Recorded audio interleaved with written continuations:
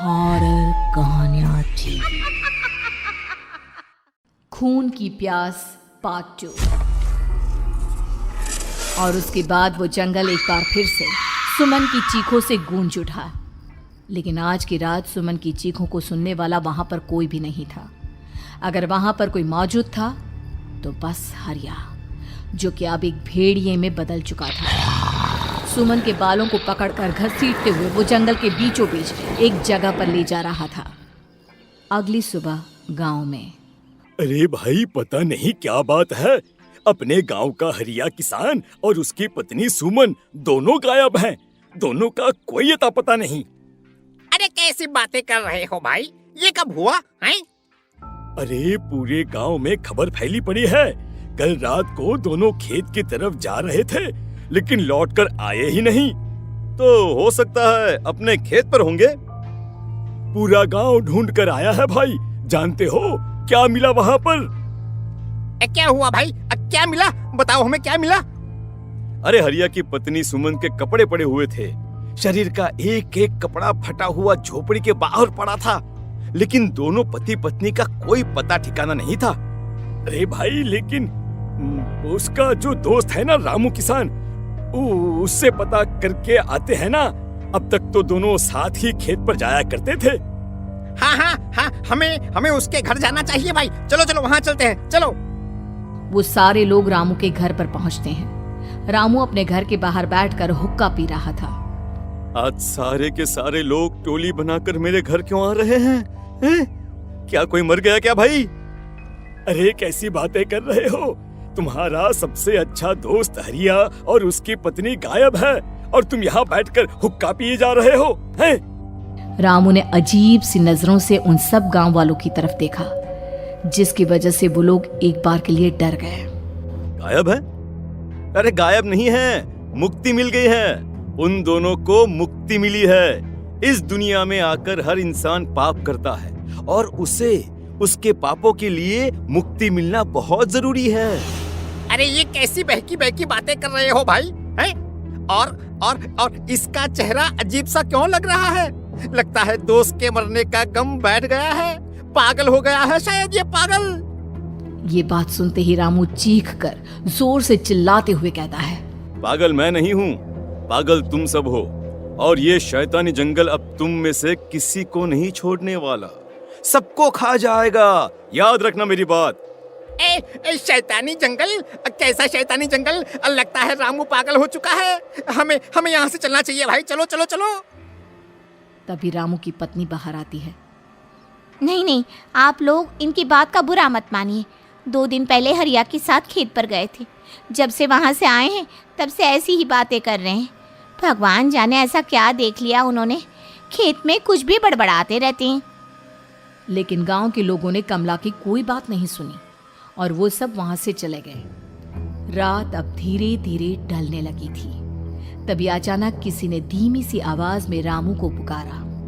रामू, आ जाओ, मैं तुम्हारा इंतजार कर रहा हूँ। और सुनो, अपनी पत्नी को साथ लेकर आना, नहीं तो काम अधूरा रह जाएगा। ये आवाज सुनते ही रामू के चेहरे पर शैतानी मुस्कुराहट आ जाती है। वो धीमे कदमों से अपने घर के अंदर आता है। क्या हुआ? तबीयत ठीक है ना अब आपकी? मैं तुझे अपने साथ खेत पर ले जाने आया हूँ, चल। मैं तुम्हारे साथ कहीं नहीं जाने वाली। मुन्ना गहरी नींद में सो रहा है और उसे अकेला छोड़कर मैं तुम्हारे साथ खेत पर नहीं आ सकती। वैसे भी तुम्हारे उन खेतों में भगवान जाने कौन सा राक्षस घूम रहा है, मुझे तो डर लगता है। रामू गुस्से में दांत पीसता अपनी झोपड़ी से बाहर आ जाता है और कमला गहरी नींद में अपने बच्चे के साथ सो जाती है। तभी अचानक रात को रामू की झोपड़ी के ऊपर एक साया वही गाना गुनगुनाते हुए घूमने लगता है जो हरिया के मोबाइल में बजा करता था। मैं मौत हूँ,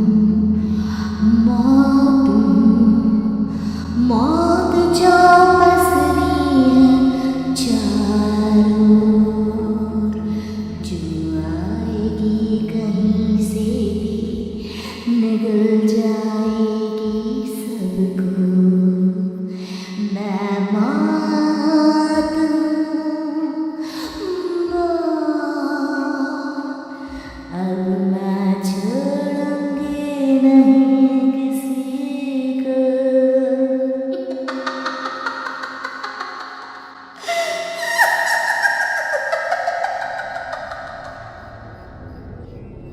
ये आवाज सुनकर रामू की पत्नी कमला की आंख खुलती है और वो देखती है कि उसका मुन्ना अपनी जगह से गायब था। कमला चीखते हुए बाहर दौड़ कर आती है। वहां पर उसने देखा कि रामू ने अपने बच्चे को झोपड़ी के बाहर एक पेड़ से उल्टा लटकाया हुआ था और उसका बच्चा चीख चीख कर रो रहा था। वहीं दूसरी तरफ एक साया बच्चे के ठीक नीचे आग जलाकर उसके चारों तरफ हैवानों की तरफ नाच रहा था। छोड़ दो मेरे बच्चे को। अरे क्या कर रहे हो तुम? शर्म नहीं आती तुम्हें? अपने ही बच्चे को इस तरह मौत के हवाले करते हुए। अपना बच्चा? किसने कहा ये मेरा बच्चा है? अरे ये तो उस रामू की औलाद है, इस गांव के किसान रामू की, और मेरी दुश्मनी इस गांव के हर इंसान के साथ है। क्या? कैसी बात कर रहे हो तुम? और ये औरत कौन है? ये मेरे बच्चे को खा जाएगी। तभी अचानक से उस साया ने एक बेहद खतरनाक दिखने वाली औरत का रूप ले लिया और उसकी आंखों से आग निकल रही थी। सही पहचाना तूने। मैं तेरे बच्चे को खा जाऊंगी। अगर तू अपनी इस हैवान पति रामू के साथ जंगल नहीं आए तो मैं तेरे बच्चे को खा जाऊंगी। लेकिन क्यों? आखिर क्या चाहती हो तुम मुझसे? मुझे जंगल क्यों ले जाना चाहती हो? औरत बुरी तरह से ठहाके मार मार कर जोर जोर से हंसने लगी और साथ में रामू भी। ये तो तुझे वहाँ चलने के बाद ही पता चलेगा ना।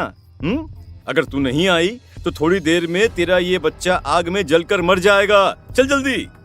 नहीं, मेरे बच्चे को छोड़ दो। तुम जहाँ कहोगे मैं तुम्हारे साथ चलने के लिए तैयार हूँ।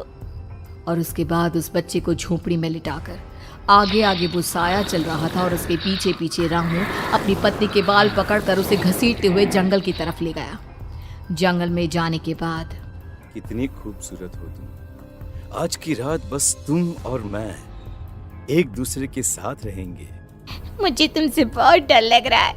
तुम्हें क्या हो गया है? तुम तो बिल्कुल ठीक थे। वो होगा जो हमारे बीच होना चाहिए। तो आओ अपने आप को मेरे हवाले कर दो। कमला ने डर की वजह से अपनी दोनों आंखें कसकर बंद कर ली थी। रामू ने बुरी तरह से चीख कर कमला से कहा, आंखें खोलो अपनी और मेरी तरफ देखो। कमला ने जैसे ही अपनी आंखें खोली उसने देखा कि रामू एक खतरनाक खूनी हैवान में बदल चुका था। कौन हो तुम? जाने दो मुझे। क्या चाहते हो मुझसे? वही जो एक आदमी एक औरत से चाहता है। मैं तुम्हारा पति रामू नहीं बल्कि इस जंगल का एक भेड़िया हूँ और आज की रात तुम्हारे खून से अपनी प्यास बुझा जाऊं। और उसके बाद वो जंगल कमला की दर्दनाक चीखों से गूंज उठा। अगली सुबह कमला के कपड़े भी जंगल में उसी तरह पाए गए जैसे कि सुमन के पाए गए थे। इस घटना के बाद पूरे गांव में दहशत का माहौल था। अपने माँ बाप की मौत और गांव में हो रहे इस तरह की घटनाओं की खबर सुनकर किशन शहर से गांव लौट आया था। अपने माँ बाप की बेदर्द मौत की वजह से वो बहुत परेशान था। तभी अचानक उसे अपने घर में खाट के नीचे पड़ा हुआ वो मोबाइल फोन मिला जो उसने अपने पापा हरिया को गिफ्ट किया था। अरे कितने प्यार से पापा के लिए मोबाइल फोन लेकर आया था। इसे एक दिन भी काम में नहीं ले पाए। और आखिर कौन है जो गांव में इस तरह की हत्याएं कर रहा है? क्या है इन सब के पीछे? क्या है? मुझे पता करना ही होगा, वरना एक दिन पूरा का पूरा गांव खाली हो जाएगा। इस गांव में एक भी जिंदा इंसान नहीं बचेगा। गांव के लोगों की मदद करने के इरादे से किशन अपने गांव से दूर एक दूसरे गांव में बहुत बड़े तांत्रिक के पास मिलने के लिए गया। तांत्रिक बाबा, अब आप ही कुछ उपाय बता सकते हैं। भगवान जाने हमारे गांव को किसकी नजर लग गई है। नजर नहीं लगी है, किसी ने तुम्हारे गांव को बद्दुआ दी है। किसी सताई हुई आत्मा का प्रकोप है और अब वो पूरे गांव में किसी को नहीं छोड़ेगी जब तक उसकी आत्मा को शांति नहीं मिल जाती। अरे लेकिन ऐसा कौन है बाबा? किसकी आत्मा है और कैसे मिलेगी उसे शांति? मौत है मौत, कहीं से भी आएगी और सबको निगल जाएगी। इससे बचने का सिर्फ एक ही उपाय है, लेकिन उस उपाय को करना आसान नहीं होगा। जो भी उस उपाय को करने की कोशिश करेगा उसकी जान जा सकती है। भले ही मेरी जान चली जाए, लेकिन मैं अपने गांव के लोगों की जान बचाने की पूरी कोशिश करूंगा बाबा। तो ठीक है, फिर अगली अमावस की रात जैसा मैं कहता हूँ वैसा ही करना। अमावस की रात तांत्रिक के बताए अनुसार किशन अपने साथ केरोसिन लेकर जंगल की तरफ चल पड़ा। उसके हाथ में देवी के मंदिर का सिंदूर भी था। किशन जंगल के बीचों बीच पहुंचा। ये देखकर उसकी आंखें फटी की फटी रह गई। वहां एक उबलते पानी का तालाब था और कई लोगों की लाश लटक रही थी। किशन के माँ बाप की लाश भी वहीं थी। माँ, बापू, क्या हो गया? ये क्या हो गया? तभी वहां पर एक औरत और आदमी आते हैं। उन्हें देखकर किशन चौंक जाता है। गोपाल काका, आपकी तो 5 साल पहले मौत हो गई थी। और निर्मला काकी, आप? मौत तो हो गई थी, लेकिन तुम ये नहीं जानते कि हमारी मौत कैसे हुई थी। क्या कहना चाहते हैं आप? कुछ नहीं, बस ये जान लो कि अब इस गांव में कोई जिंदा नहीं बचेगा। लेकिन क्यों काकी? क्योंकि 5 साल पहले इन गांव वालों ने मुझे डायन बताकर पत्थर मार मार के मार डाला। मेरी कोई गलती नहीं थी। गांव का एक बच्चा क्या लापता हुआ, सारा इल्जाम मेरी पत्नी पे डाल दिया। और जब मैंने निर्मला की जान बचाने की कोशिश की तो मुझे भी मार डाला।